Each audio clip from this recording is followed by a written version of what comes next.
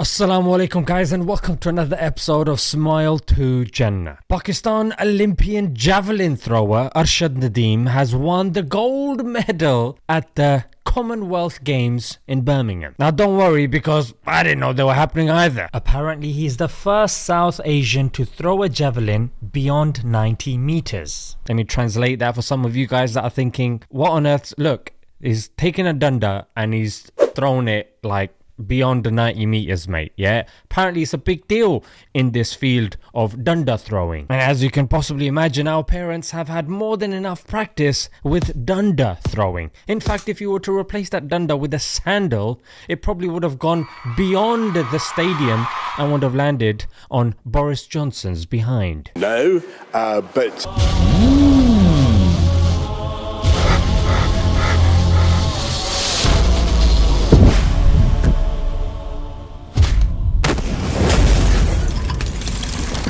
to Jannah.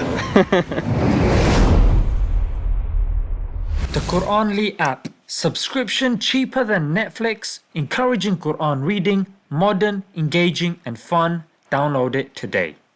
It should also be noted that Arshad did all of this whilst having a long-standing elbow injury that he got from the time of the Tokyo Olympics, and my man's also got a knee injury.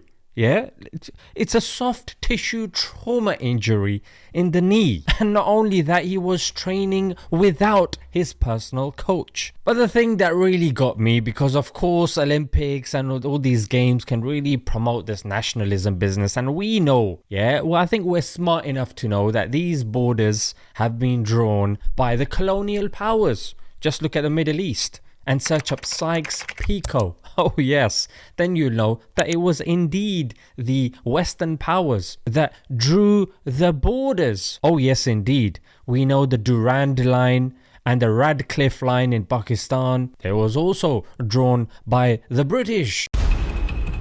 And of course, you need to look at the Berlin Conference to know that the borders were drawn in Africa by the Western powers as well. I've given you these names, and these names should be memorized, mate. You should know them properly, because no one should be able to dismiss what we say as conspiracy. Oh, you just hate the West. No. Time has come where we need to be factual. But anyway, the point that really got to me was, regardless of what country, could have been Tunisia, Algeria, Somalia, whatever. But the fact that, mashallah, my guy at the end did a sajda of shukr, a prostration of gratitude. You gotta love that, you know what I'm saying? And this teaches us such a profound lesson as well. Yeah, a lesson on gratitude. Now, if you are somebody that reads a lot of these self-help books, you know that gratitude is very important. In fact, they say, look, if you are grateful, then more positive things will happen. Now, the Quran gives a sentiment that's similar to this, but more concrete. In fact,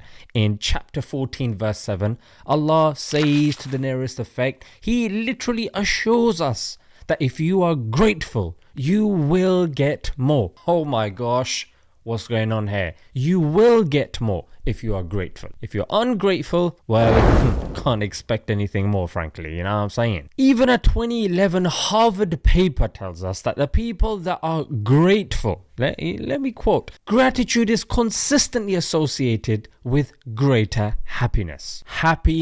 Gratefulness. And I would even link gratefulness to patience as well. Because at that moment, you haven't attained what you truly want to attain. You have to be okay with where you are. Patient. You have to be, trusting of the plan of Allah subhanahu wa ta'ala. That's why I feel sorry for, non-Muslims and the self-help books, because they can't give you anything concrete. It's the universe did this. What do you mean the universe did it? What is the universe able to do? Mother Nature, where is she? Let me give her a slap in the face. Where is she?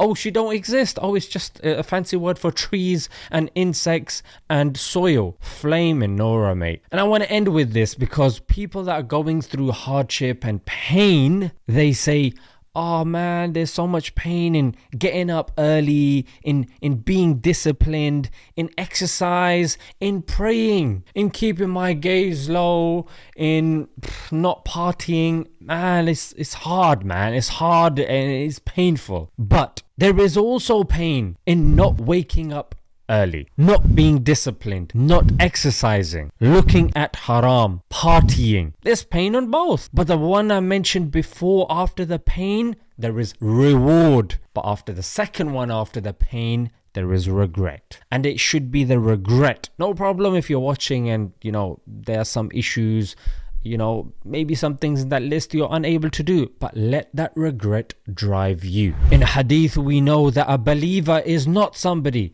that will be bitten from the same hole twice.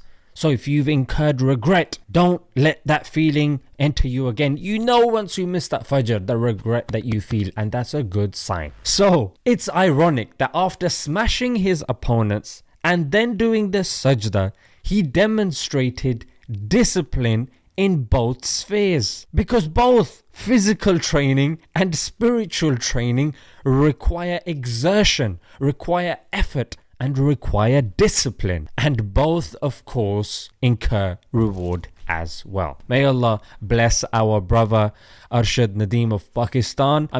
It was nice. It's nice to see Muslims succeed, wherever they are, in whatever faculty, even if it is throwing a stick. That's to us, isn't it? Because we're not used to that profession, but I'm sure this guy lives and breathes it. That's the only way he's got a gold medal. Obviously that was a bit of banter, don't take it to heart. Some people get a bit gassed, but yeah, may Allah make it easy and grant the ummah success in this world and in the hereafter. Let's leave it there until next time.